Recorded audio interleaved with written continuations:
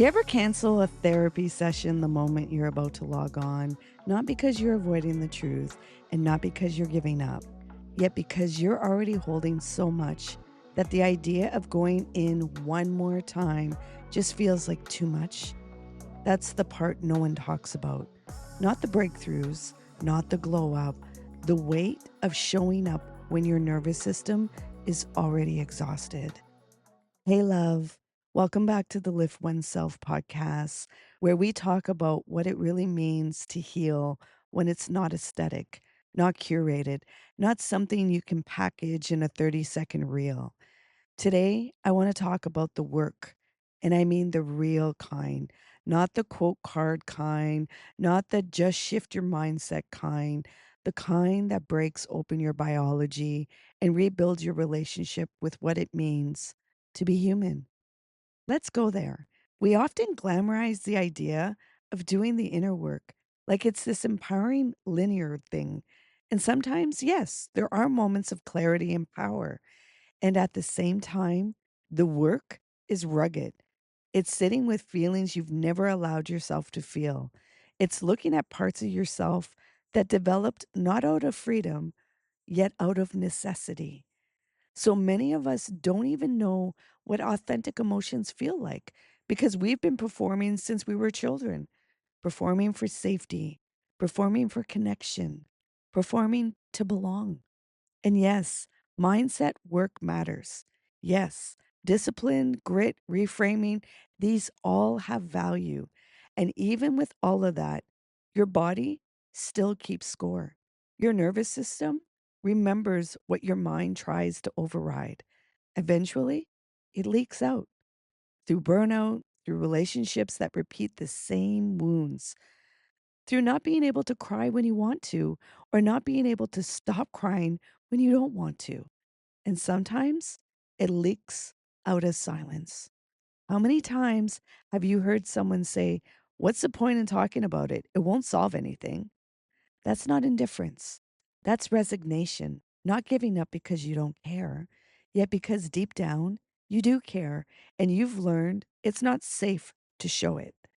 That's a body that's been met with too many dismissive ears, not allowed to feel. That's a nervous system that learned if you speak your pain, it either gets ignored, minimized, or used against you.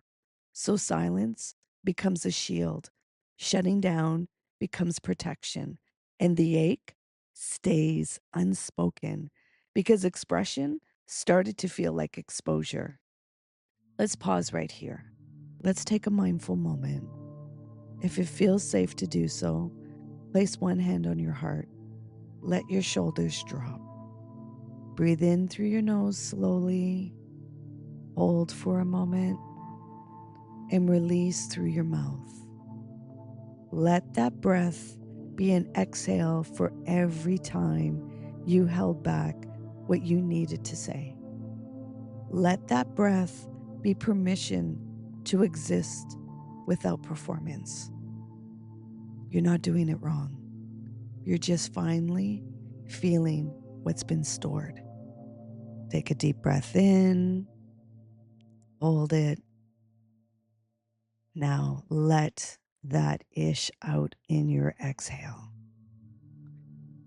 Take another deep breath in, hold, and let that ish out. Take a deep breath in, hold it, and let it out through your mouth. Let that ish out. Now shake your hands a bit, move your body, wiggle around, and let's get present again. You see, when life hits hard, and it will, like it did in our community this week with a violent tragedy that's left so many shaken, pain, when ignored, becomes something else entirely. We want easy narratives. He should have done this. She didn't do that. This is right. That's wrong. And those narratives help us feel in control. Yet control isn't healing. Curiosity is. Compassion is. Context is. Listening is. Because when we don't acknowledge someone's history, their biology, trauma, environment, nervous system, we risk reducing their entire life to a single action or outcome. And that's not justice, that's dehumanization. Social media is filled with healing sound bites. Protect your peace, just say no, cut them off. And I get it. Those boundaries are real. And we don't always see it in the middle part, the part where your body trembles after setting that boundary, the part where you question if you're being too much, the part where your inner child is terrified because safety used to mean self abandonment.